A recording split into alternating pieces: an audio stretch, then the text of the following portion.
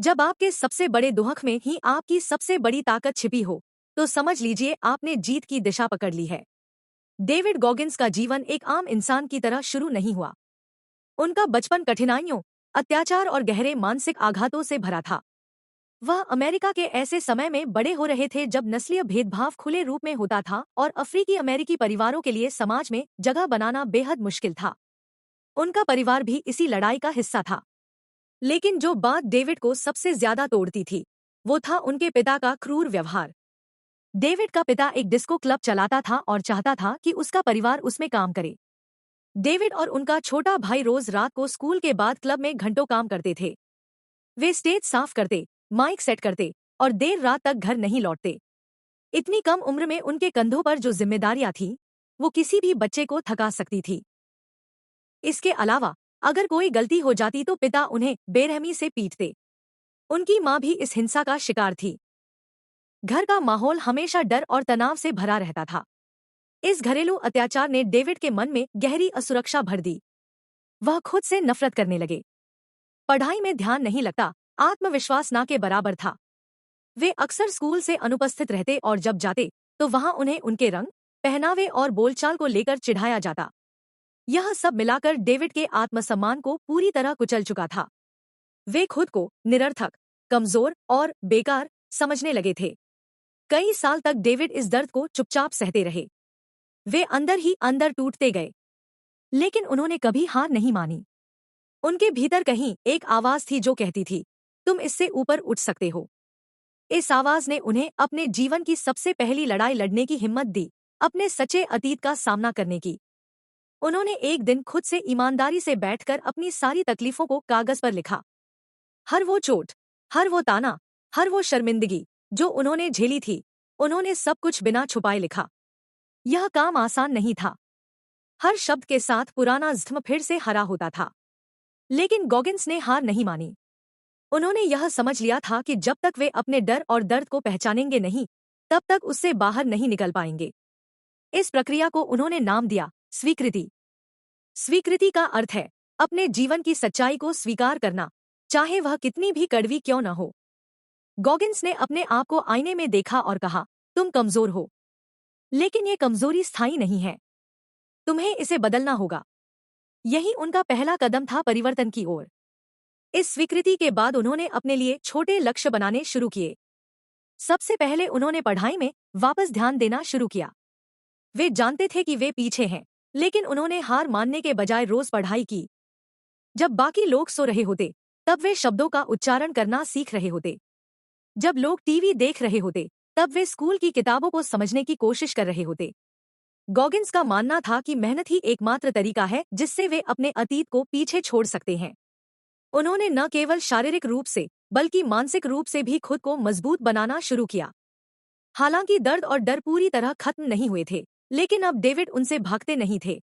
उन्होंने उन्हें अपनाना सीखा, और यहीं से उनकी असली ताकत पैदा हुई। उनका दर्द अब उनका ईंधन बन गया था। जब कभी उन्हें थकावट महसूस होती या लगता कि अब और नहीं होगा, वे अपने अतीत को याद करते। वे याद करते कि कैसे एक डरे हुए लड़के ने अपने डर का सामना किया और खुद को बदलने की ठानी। इस भाग में सबसे बड़ा संदेश यही है, जब आप अपने दर्द, शर्म और असफलताओं को छिपाते नहीं, बल्कि स्वीकार करते हैं, तो वहीं से बदलाव शुरू होता है।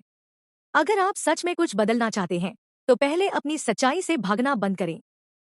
उसे स्वीकार करें, उसे समझें, और तब आप उसके ऊपर उठ पाएंगे।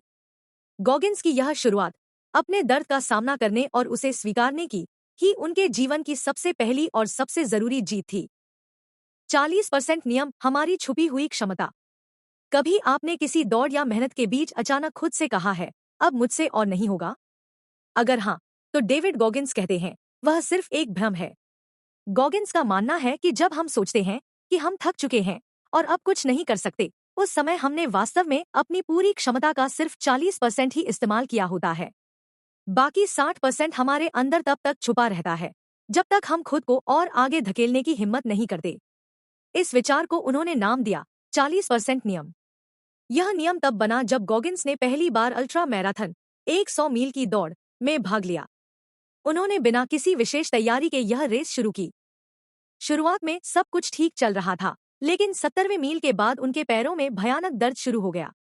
उनके घुटने सूज चुके थे, पैरों से खून बह रहा था और पेट भी बिगड़ चुका था। हर कदम दर्द से भरा था। उनके मन ने उन्हें रुकने के सैकड़ों बहाने दिए। अब बहुत हो गया, इतना दर्द कोई नहीं सह सकता, तुम मर सकते हो। लेकिन उन्होंने अपने मन को जवाब दिया, तू बोलता रहे, मैं नहीं रुकूंगा। और उन्होंने 30 मील और दौड़ पूरी की। यही था 40% नियम का जन्म। मानसिक दीवार। हर इंसान के जीवन में एक मानसिक दीवार होती है। जब हम किसी काम में थकते हैं तो हमारा दिमाग हमें बचाने के लिए कहता है, अब बस।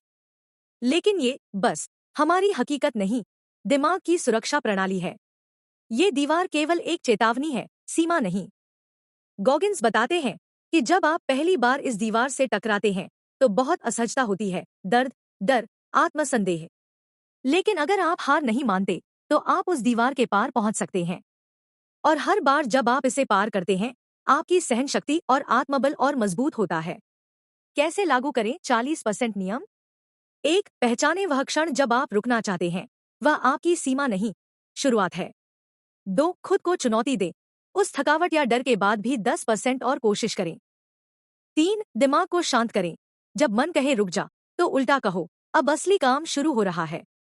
4. दर्द को अपना साथी मानो। दर्द से डरने की बजाय उसे स्वीकार करो और समझो कि वह आपकी ताकत बढ़ा रहा है। उदाहरण, मान लीजिए आप दौड़ रहे हैं और 3 किलोमीटर के बाद आपको सांस चढ़ने लगती है, पैर थक जाते हैं और मन कहता है, बस आज इतना ही काफी है। उस वक्त आप 40% पर हैं। अब जो अगला किलोमीटर आप दौड़ते हैं, वह आपकी असली ताकत को जगाता है। गॉगिन्स हर चुनौती में अपने शरीर को तोड़ने की नहीं, अपने दिमाग को पुनः प्रशिक्षित करने की कोशिश करते हैं।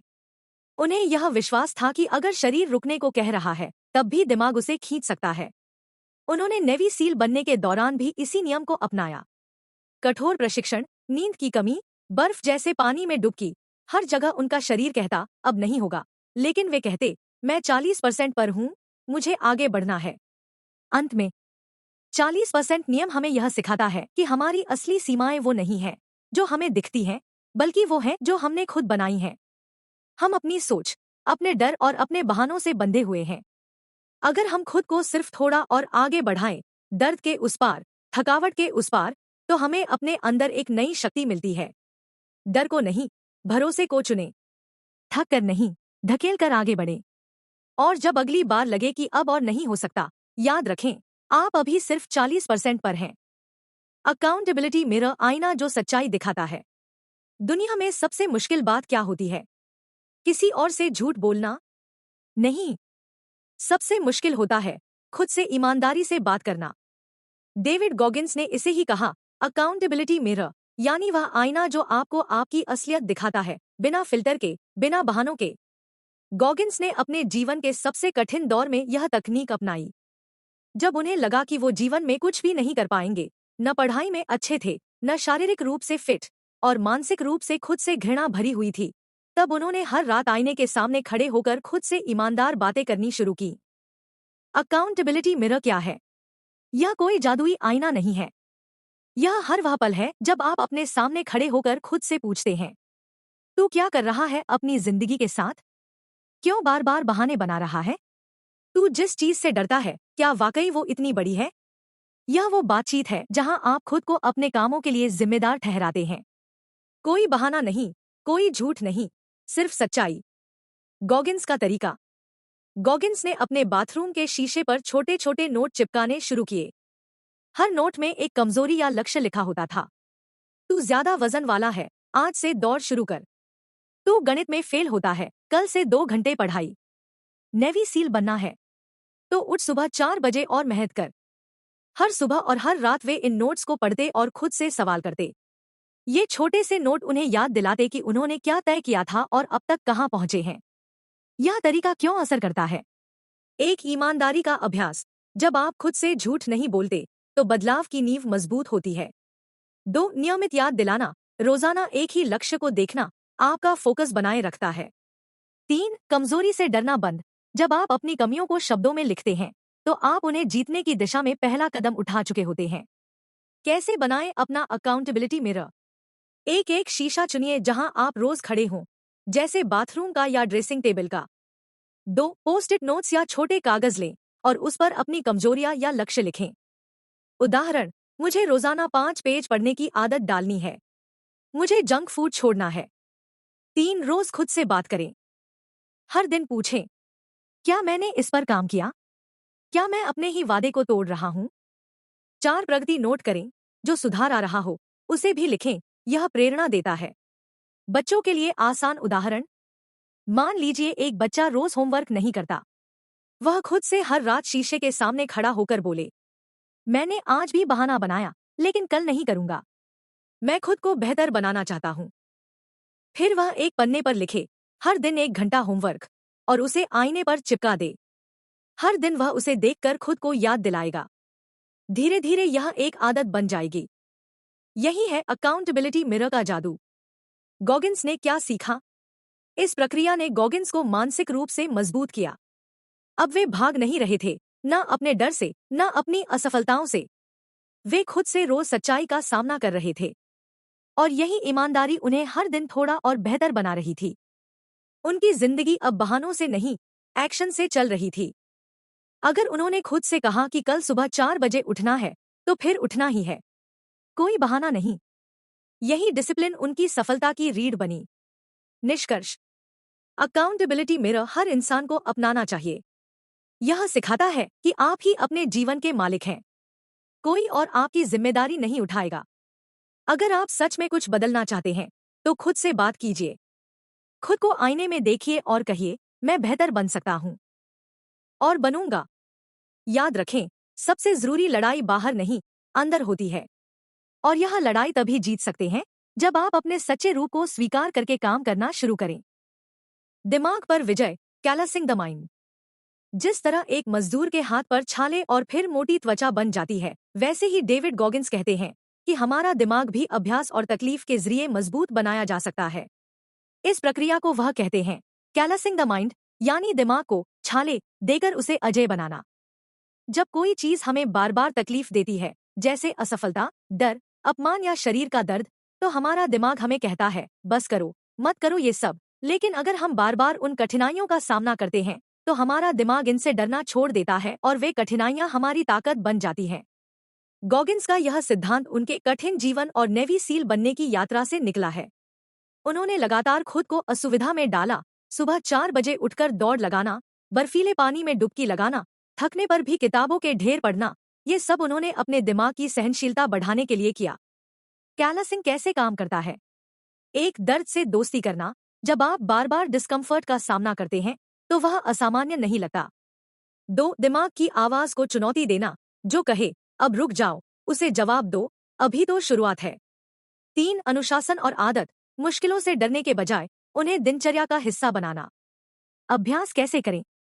1, रोज एक असुविधाजनक काम करें। सुबह जल्दी उठें, ठंडे पानी से नहाएं, रोज थोड़ा और दौड़ें या ऐसा कुछ जो आपको चुनौती दे। 2, कंफर्ट जोन से बाहर निकलें।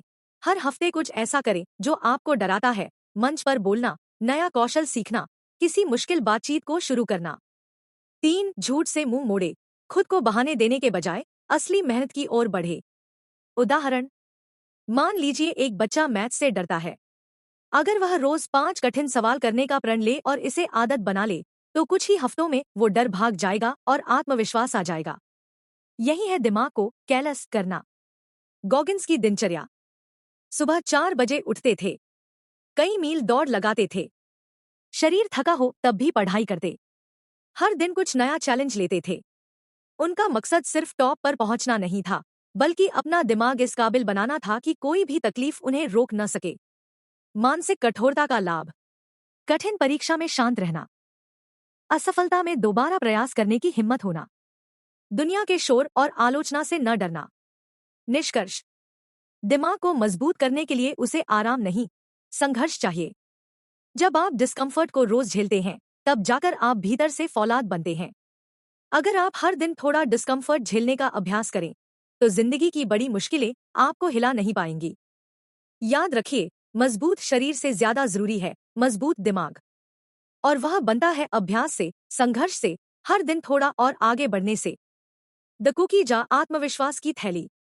कल्पना कीजिए कि आपके पास एक जादुई थैली है। जब भी आप थकें, डरे या हार मानने की कगार पर हों, तो उस थैली से एक प्रेरक याद निकाल लें और फिर से उठ खड़े हों। डेविड गॉगिंस ने इस मानसिक थैली को नाम दिया है द कुकी जार, यानी एक ऐसा बर्तन जो हमारे भीतर के आत्मबल से भरा होता है।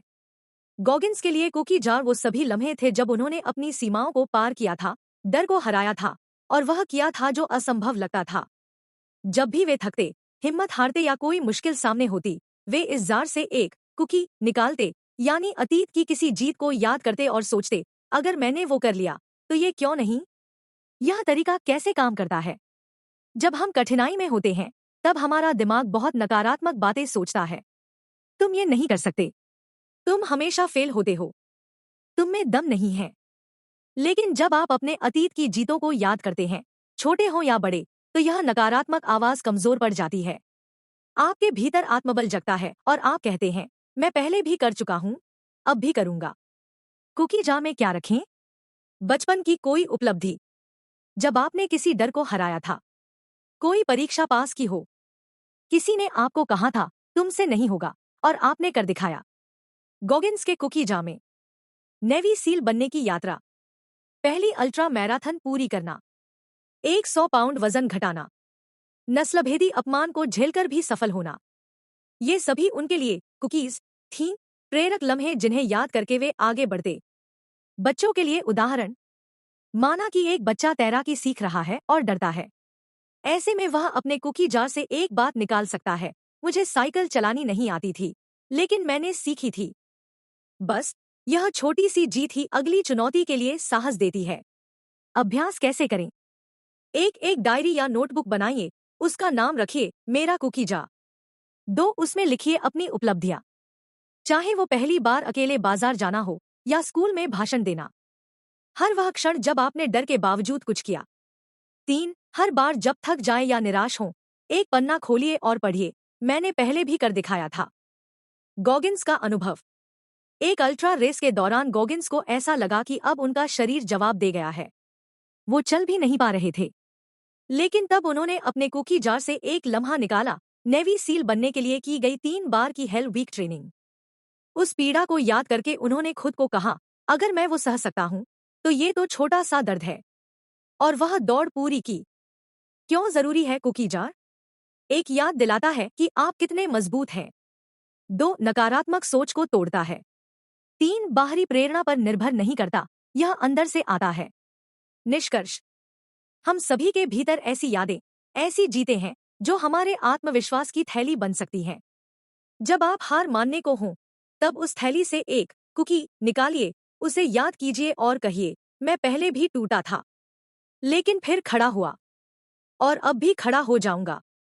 क्योंकि असली ताकत बाहरी हालातों में नहीं, हमारे भीतर की यादों और आत्मबल में होती है। और यही सिखाता है the cookie jar. Comfort zone का भ्रम असली दुश्मन आराम है। हर इंसान चाहता है आराम, नरम बिस्तर, आसान काम, बिना टेंशन की जिंदगी। लेकिन डेविड गॉगिंस कहते हैं कि असली दुश्मन हमारा डर या कमजोरी नहीं है, असली दुश्मन है हमारा कंफर्ट जोन।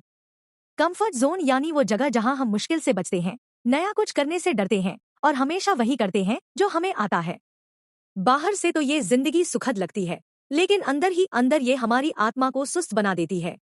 गॉगिंस का अनुभव, गॉगिंस खुद बहुत समय तक कंफर्ट जोन में रहे। उनके पास एक नौकरी थी, थोड़ा पैसा था, जिंदगी ठीक ठाक चल रही थी। लेकिन अंदर एक आवाज कह रही थी, क्या तू सिर्फ यही करने आया है जिंदगी में?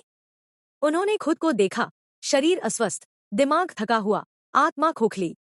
और तब उन्होंने तय किया, अब बदलाव जरूरी है। कंफर्ट जोन क्यों खतरनाक है? 1, यह आपको रोकता है, आप कभी भी अपने पूरे सामर्थ्य तक नहीं पहुंच पाते।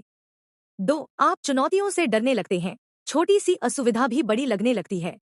3, आप जीवन से ऊबने लगते हैं, सब कुछ सामान्य हो जाता है और मन मुरझा जाता है। कंफर्ट जोन से बाहर कैसे निकलें? 1, हर दिन एक असुविधा चुनें। अगर आप ठंडे पानी से नहाने से डरते हैं, तो वही करें। अगर आप भीड़ में बोलने से डरते हैं, तो किसी दोस्त से शुरुआत करें।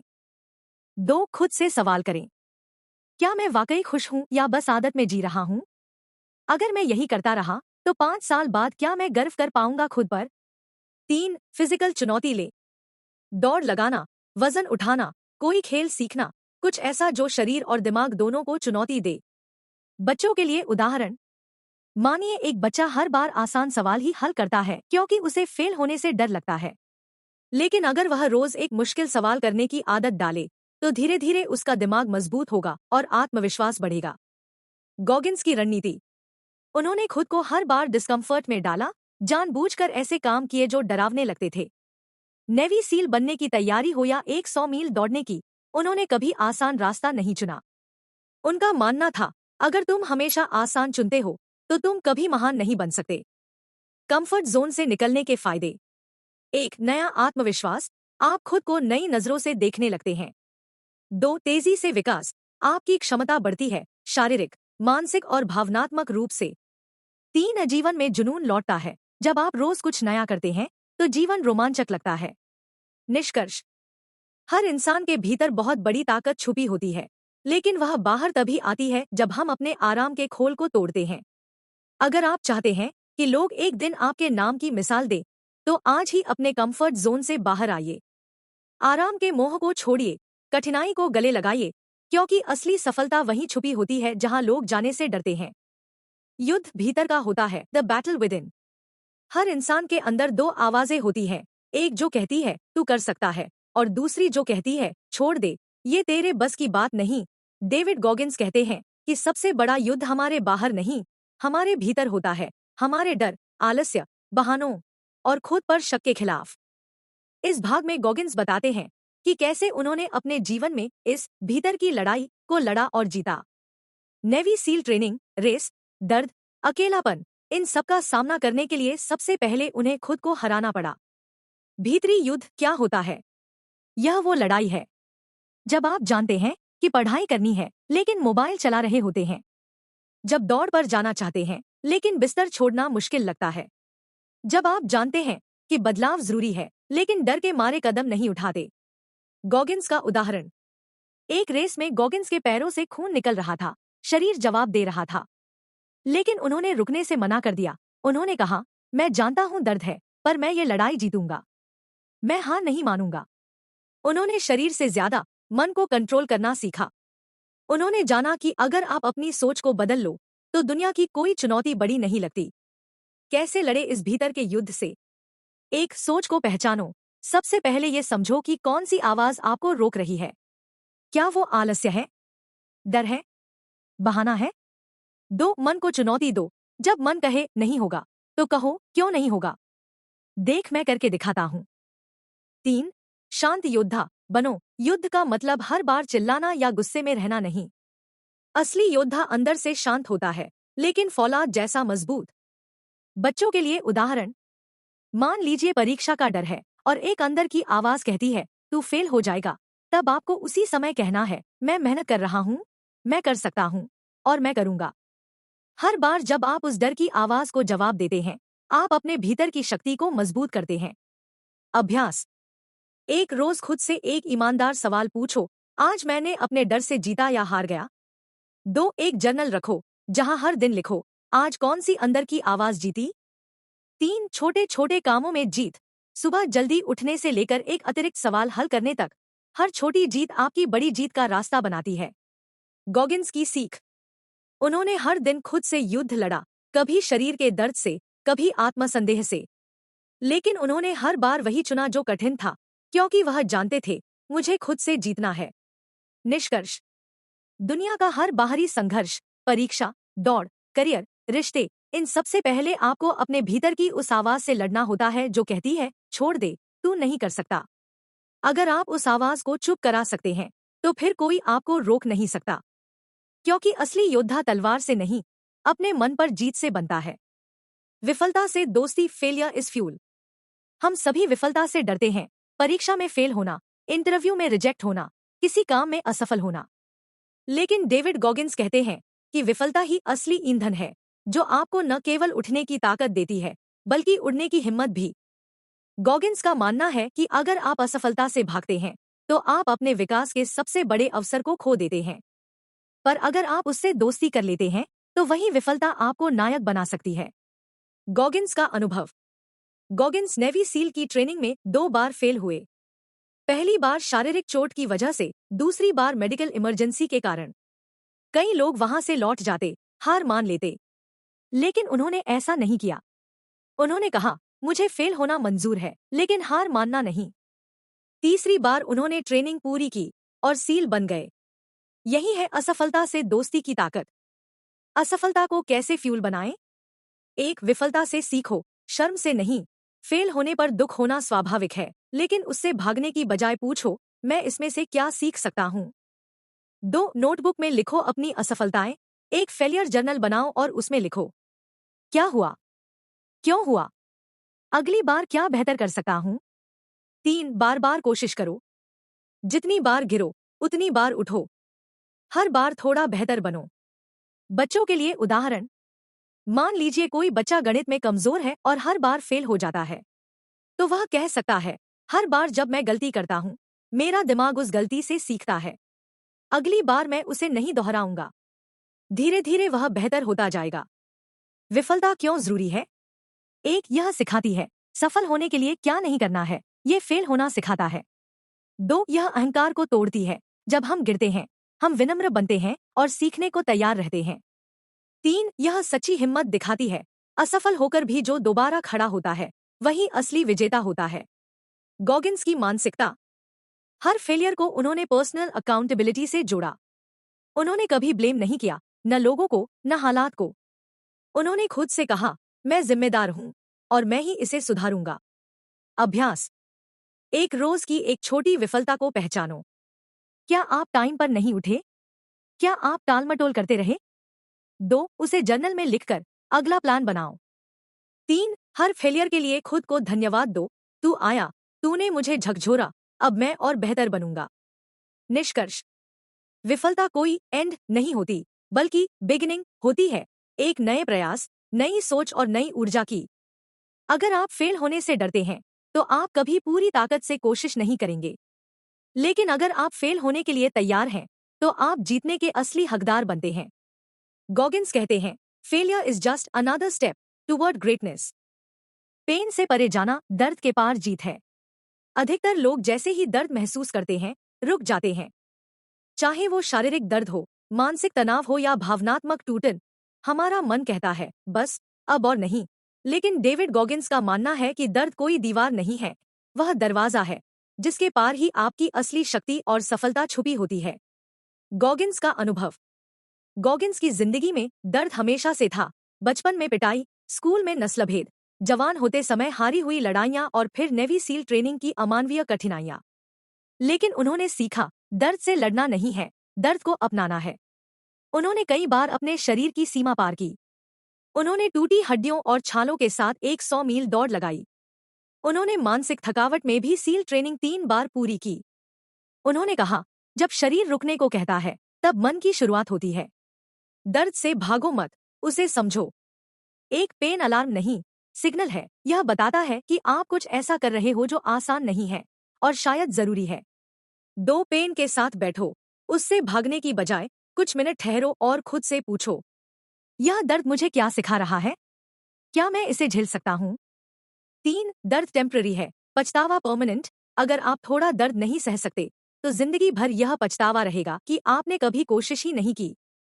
बच्चों के लिए उदाहरण, मान लीजिए किसी बच्चे को सुबह जल्दी उठना बहुत मुश्किल लगता है, हर दिन अलार्म बंद करके सो जाता है।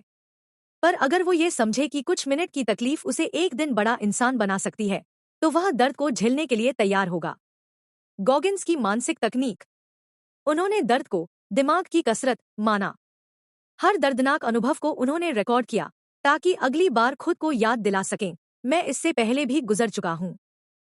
उन्होंने दर्द से डरा नहीं, उन्होंने उसे अपना दोस्त बना लिया। पेन के पार क्या होता है? एक अनब्रेकेबल आत्मबल। जब आप दर्द के बावजूद चलते रहते हैं, तो आपके आत्मविश्वास में विस्फोट होता है। 2, हार्डर माइंड, सॉफ्ट ईगो। आप अंदर से मजबूत होते हैं और बाहर से विनम्र। 3, जीत की सच्ची खुशी। जीत तभी असली लगती है जब रास्ता कांटों से भरा हो। अभ्यास। 1, हर दिन डिस्कम्फर्ट चुनो। कोई ऐसा काम करो जो आपको थोड़ा तकलीफदेह लगे, जैसे ठंडे पानी से नहाना, ज्यादा देर तक पढ़ना, कठिन सवाल हल करना। 2, दर्द को मापो नहीं, झेलो। गिनो मत कि कितना बुरा लग रहा है, बस तय करो कि आप रुकेंगे नहीं। 3 पोस्ट पेन रिफ्लेक्शन। हर दर्दनाक अनुभव के बाद लिखो, मैंने क्या सीखा। निष्कर्ष। दर्द कोई सजा नहीं है, वह एक रास्ता है जो आपके भीतर की छुपी ताकत तक ले जाता है। जो लोग दर्द से नहीं डरते वही दुनिया को बदलते हैं। गॉगिन्स कहते हैं, pain unlocks a secret door, a door most people are too afraid to even knock. तो क्या आप उस दरवाजे को खोलने के लिए तैयार हैं? अपने अंदर के योद्धा को जगाओ, बी योर ओन हीरो। जिंदगी में अक्सर हम बाहर मदद खोजते हैं, कोई हमें मोटिवेट करे, कोई हमें रास्ता दिखाए, कोई हमें उठाए जब हम गिरें। लेकिन डेविड गॉगिन्स कहते हैं, अगर आप किसी का इंतजार करते रहे कि वो आएगा और आपको बचाएगा, तो आप कभी नहीं जीत पाएंगे। खुद को बचाने वाला सिर्फ आप हो सकते हो। इस भाग में गॉगिन्स हमें सिखाते हैं कि कैसे हम अपने हीरो खुद बन सकते हैं, बिना किसी मैजिक के, बिना किसी सुपर पावर के, सिर्फ कड़ी मेहनत, साहस और आत्मविश्वास से। हीरो बनने का मतलब, इसका मतलब है कि आप अपने डर से खुद लड़े। इसका मतलब है कि आप अपने लिए खड़े हों, चाहे सब आपके खिलाफ हों। इसका मतलब है कि जब मन कहे नहीं हो सकता, तो आप जवाब दो, मैं करके दिखाऊंगा। गॉगिन्स का अंतिम बदलाव। गॉगिन्स ने अपने जीवन को एक साधारण, डरे हुए, कमजोर लड़के से बदलकर दुनिया के सबसे सख्त और प्रेरणादायक इंसानों में बदल दिया, सिर्फ इसलिए क्योंकि उन्होंने हर दिन खुद से कहा, कोई और नहीं, मैं ही अपना उद्धार करूंगा। उन्होंने यह भी समझाया, कोई स्कूल, कोच या दोस्त आपको रोज उठाकर नहीं कहेगा, चलो लड़ो। वो काम आपको करना है, रोज, बिना रुके। अपने अंदर के हीरो को कैसे जगाएं? एक एक मिरर चैलेंज दो। रोज आईने में खुद को देखो और कहो, आज मैं अपने डर से जीतूंगा। आज मैं वो करूंगा जो मुश्किल है। 2, हर दिन एक काम ऐसा करो जो हीरो वाला हो। जैसे थकान के बाद भी पढ़ना, जैसे हार मानने के बाद फिर से शुरुआत करना। 3, अपने अंदर विश्वास रखो। हीरो वो नहीं होता जो कभी हारता नहीं। हीरो वो होता है जो हर हार के बाद भी उठ खड़ा होता है। बच्चों के लिए उदाहरण, कोई बच्चा अगर खेल में हार जाता है या परीक्षा में कम नंबर आते हैं, तो वो रोए नहीं। उसे खुद से कहना है, मुझे अभी सीखना है, मैं अभी अपना हीरो बन रहा हूँ। और फिर वही बच्चा एक दिन सबको दिखा देता है कि सच्ची मेहनत क्या रंग लाती है। अभ्यास। 1, हीरो डायरी बनाओ। हर दिन लिखो, आज क्या किया जिससे तुम खुद पर गर्व कर सको। 2, डर के खिलाफ एक्शन। जब डर लगे, उसी वक्त एक छोटा कदम उठाओ। जैसे स्टेज से डर लगता है, तो 5 लोगों के सामने बोलने की शुरुआत करो। 3, हर दिन के अंत में खुद से कहो, मैं गिरा जरूर, पर रुका नहीं। मैं खुद को उठा रहा हूं, क्योंकि मैं ही अपना हीरो हूं। और अब अंत में, अगर आप ये पूरी किताब की सीख अपने दिल और दिमाग में उतार लें, तो आप कोई भी लक्ष्य पा सकते हैं, कोई भी डर हरा सकते हैं। तो क्या आप अब भी इंतजार करेंगे किसी हीरो के आने का, या खुद कमर कसकर उठ खड़े होंगे? क्योंकि अब समय है अपने अंदर के गॉगिन्स को जगाने का। कर दिखाओ वो सब जो तुमसे कहा गया था कि मुमकिन नहीं है। अगर ये सीरीज आपको पसंद आई हो, तो इसे दूसरों से जरूर बांटिए। किसी के जीवन में ये बदलाव ला सकते